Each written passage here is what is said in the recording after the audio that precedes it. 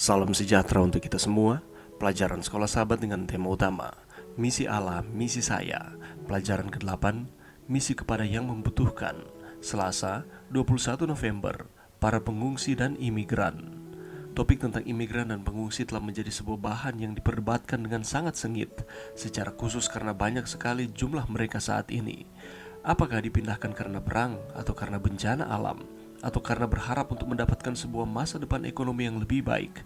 Jutaan orang di seluruh dunia telah dikeluarkan dari rumah mereka dan sekarang benar-benar membutuhkan pertolongan. Dalam Matius 2 ayat 13 dan 14, Yesus adalah seorang pengungsi.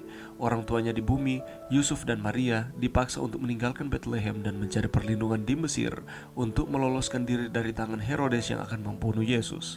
Kitab suci tidak menyatakan tentang pengalaman mereka di Mesir, tetapi tidaklah sukar untuk membayangkan bahwa hal tersebut pasti memiliki tantangan dan kemungkinan menghadapi tantangan yang sama seperti yang dialami oleh para pengungsi saat ini.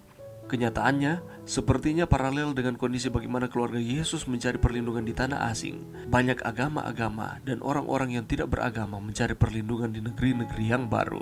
Secara umum, adalah lebih mudah untuk bersahabat dengan pribadi-pribadi yang berasal dari kebudayaan dan kelompok bahasa kita karena kita memiliki banyak persamaan. Tetapi, akan lebih menantang untuk menemukan persamaan dengan para imigran dan pengungsi yang kelihatan berbeda dengan kita dan tidak berbicara dengan bahasa kita dan tidak menganut nilai-nilai keagamaan yang sama dan juga tidak makan makanan yang sama. Injil mengajak kita untuk keluar dari suku, bangsa, dan zona aman budaya kita dan menjangkau mereka yang membutuhkan, terlepas dari betapa berbedanya mereka dengan kita. Bacalah Ulangan 10 ayat 19, Mazmur 146 ayat 9, Roma 12 ayat 13, dan Imamat 23 ayat 22. Apakah tema-tema penting dari ayat-ayat ini yang perlu kita ingat? Bagaimana kita melayani para imigran dan pengungsi? Di beberapa negara hal ini sulit karena dianggap secara politik tidak benar untuk berbaur atau menolong orang-orang seperti ini. Tetapi kita harus melakukan apa yang dapat kita lakukan ketika kita bisa untuk melayani orang-orang ini yang tentu saja telah melewati saat-saat yang sulit dan membutuhkan pertolongan kita. Jadi, seberapapun kita bisa, kita harus menolong. Mulailah dengan doa dan kemudian carilah informasi tentang masalah imigran dan pengungsi. Banyak tempat memiliki organisasi yang menangani mereka.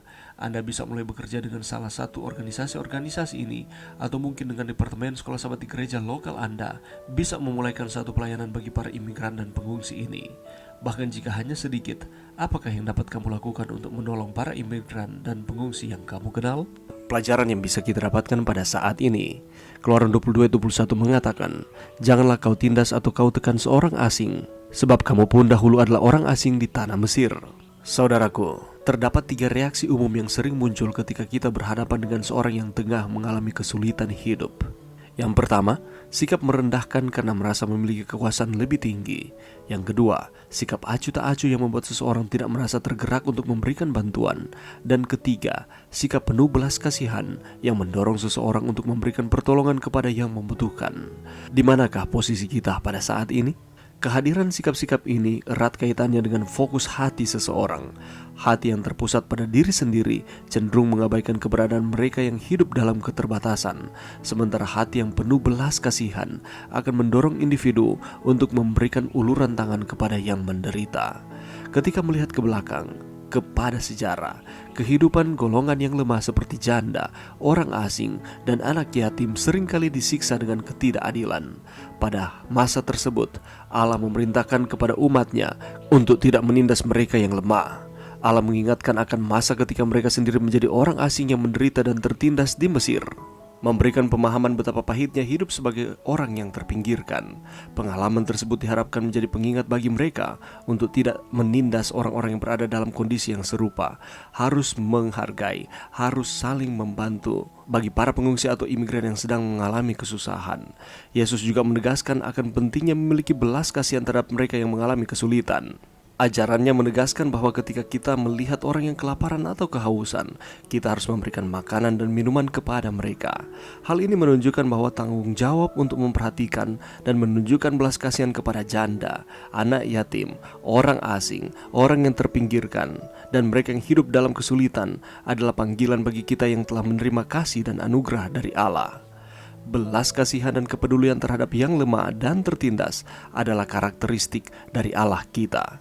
Oleh karena itu, sebagai umatnya, Kita diharapkan untuk mewarisi dan menunjukkan karakter yang sama dalam menghadapi sesama. Oleh karena itu, bagaimana kita melayani para imigran dan pengungsi atau mereka yang membutuhkan pertolongan kita? Walaupun ini merupakan suatu tantangan, tetapi kita harus melakukan apa yang kita dapat lakukan.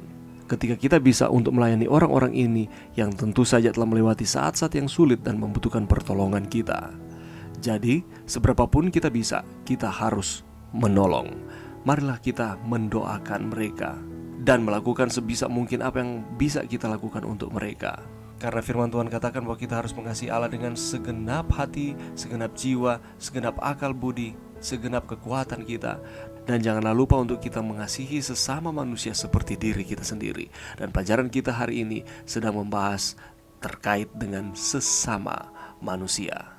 Mari kita menumbuhkan kepekaan untuk dapat menolong satu dengan yang lain. Mari berdoa. Terima kasih Tuhan atas firman-Mu pada saat ini. Bantu kami Tuhan untuk kami dapat terus memiliki kepekaan, untuk kami dapat menolong sesama kami. Teristimewa pelajaran kami pada saat ini, para pengungsi dan para imigran. Ini doa kami Tuhan di dalam nama Yesus. Amin.